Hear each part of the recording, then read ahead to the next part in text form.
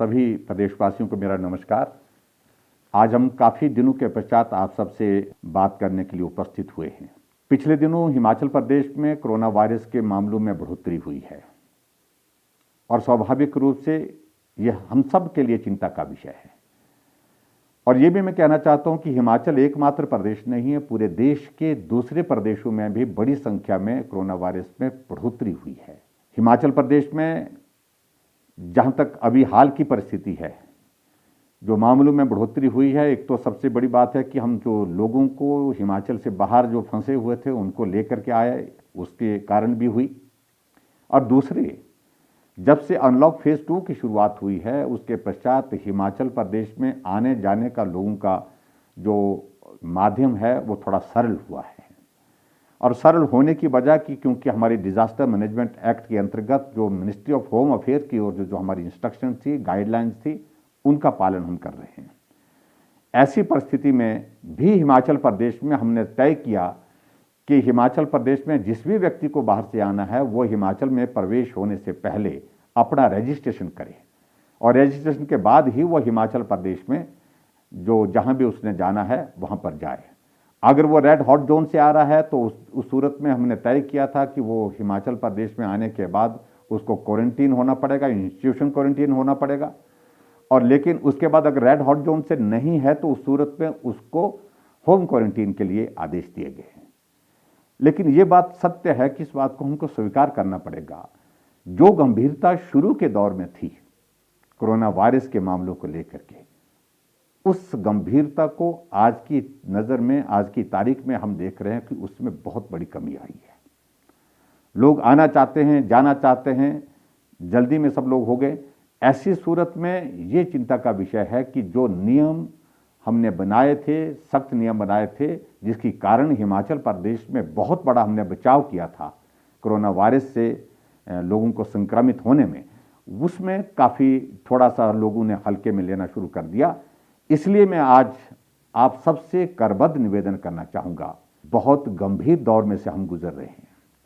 Corona virus अपने climax की तरफ पहुँच रहा है और कोरोना वायरस जब क्लाइमेक्स की तरफ जा रहा है तो ऐसी सूरत में और ज़्यादा सावधान होने की आवश्यकता होगी। इसलिए मेरा आप सबसे निवेदन है कि बिल्कुल जो भी नियम कानून, जो भी व्यवस्थाएं आपको बताई गई हैं, बार बार कहने की आवश्यकता नहीं है, उनका आप पालन करें। मैं इस बात से भी सहमत हूं कि फिलहाल आजकल हिमाचल प्रदेश में जब अनलॉक फेज 2 शुरू हुआ है, सेब का सीजन भी शुरू हो गया है, लोगों की हमारी इकोनॉमिक एक्टिविटीज़ भी शुरू हो गई है, ट्रांसपोर्टेशन भी शुरू हो गई है।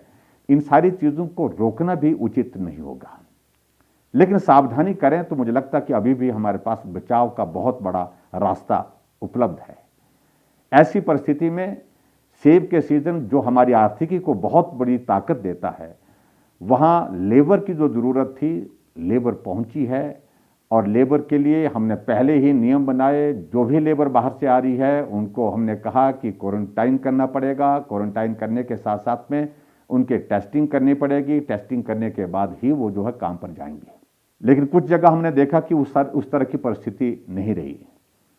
सेब का सीजन क्योंकि ये बहुत लंबा नहीं चलता है, क्योंकि उसमें हर रोज़ हमको इस बात को भी ध्यान में रखना पड़ता है कि बहुत लंबा काम ये नहीं होता है, सीजन सिर्फ सीजन के वक्त होता है। इसलिए काम के साथ उसमें जो है हमारा समय का बहुत महत्व है।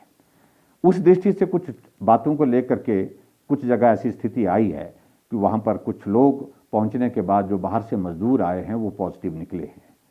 मेरा फिर से निवेदन है कि जो भी लोग अब आएंगे हिमाचल प्रदेश में सेब के सीज़न के लिए, कि मेहरबानी करके हम जो बाहर से आएंगे, हम बाहर से आने वाले सबको जो है 7 डेज के लिए, 7 दिन के लिए क्वारंटीन करेंगे, इंस्टीट्यूशन क्वारंटीन करेंगे।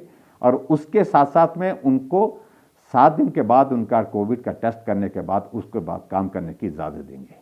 यही परिस्थिति हमने हिमाचल प्रदेश में जो हमारे कॉन्ट्रैक्ट के पास लेबर आती है उसके लिए भी यही नियम हमने कॉन्ट्रैक्ट के साथ साथ में जो भी हमारी जो फार्म के लिए और भी जो लेबर आ रही है हिमाचल प्रदेश में, उन सब पर लागू होगी। क्योंकि इसके बिना मुझे लगता है कि अब ये वक्त नहीं है, ऐसी परिस्थिति में हमको ये नियम का पालन करना ही होगा।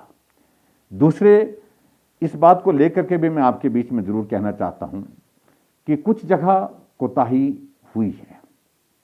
नाहन में, ददाहू में, गोविंदगढ़ में एक शादी के एक कार्यक्रम में बहुत बड़े लोगों की संख्या में लोग पहुंचे, जबकि नियम कानून बनाए गए हैं, लेकिन फिर भी लोग आए और बहुत बड़ा संक्रमण वहां फैल गया। मैं उन सारी बातों में अब जाना नहीं चाहता हूं। मैं सिर्फ इतना जरूर कहना चाहता हूं कि अब हमको बहुत एहतियात और सख्ती के साथ काम करने के लिए आगे बढ़ना पड़ रहा है। मैं आज इस बात को लेकर के कह रहा हूं, आज शाम से 27 तारीख यानी कि 27 तारीख सोमवार तक सुबह तक जो है, नाहन का जो हमारा ददाहू का इलाका है, नाहन का है, गोविंदगढ़ जो है, जहां ये गांव है, कस्बा है, उसमें लॉकडाउन रहेगा, पूरी तरह से लॉकडाउन रहेगा।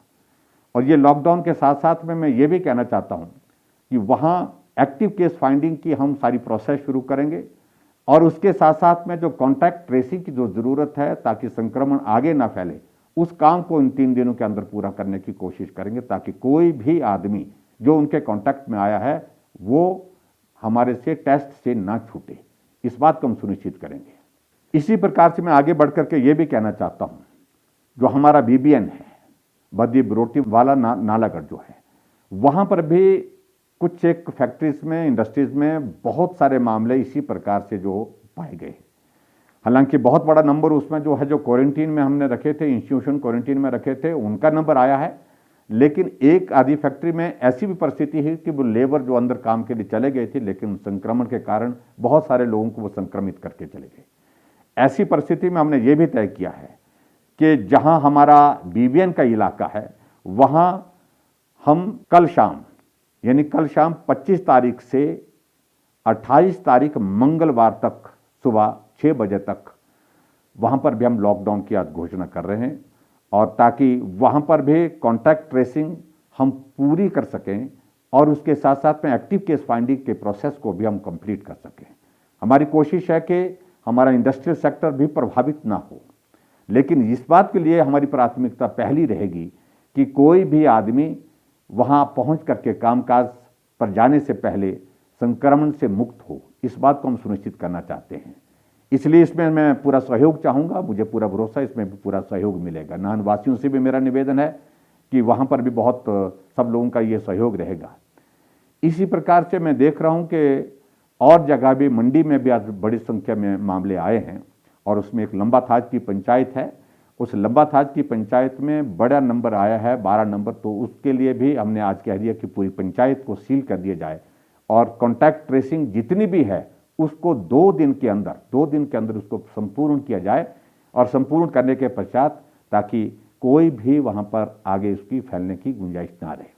इसके साथ में हमने एक बात को लेकर के और भी हमने कोशिश की है। हालांकि हिमाचल प्रदेश में जितने भी लोग बाहर से आ रहे हैं उन सब के लिए हमने रजिस्ट्रेशन की व्यवस्था की है, बाकी प्रदेशों की तुलना में सख्त नियम रखे हैं, लेकिन फिर भी डिप्टी कमिश्नर्स को हमने आज आदेश दिए हैं कि जो IT के माध्यम से जो वेरिफिकेशन का जो प्रोसेस है, उस प्रोसेस को और पुख्ता करें।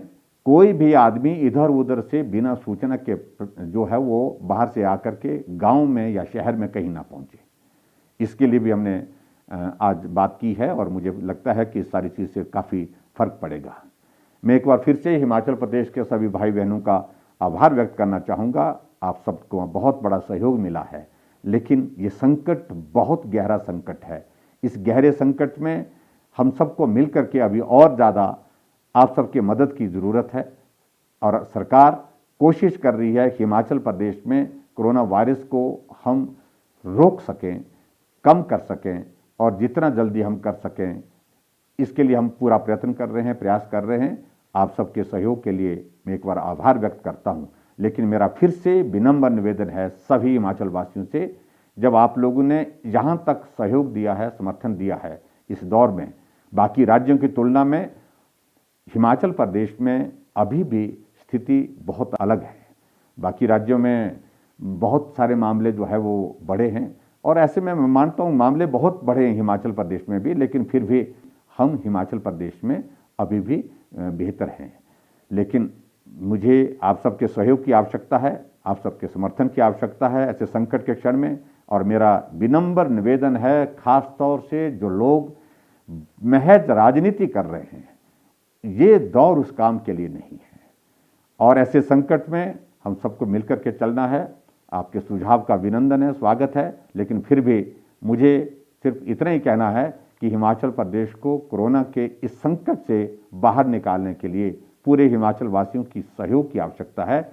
और मैं उम्मीद करता हूं, पूरा भरोसा है, पूरा विश्वास है, हम इसमें निश्चित रूप से सफल होंगे, कामयाब होंगे।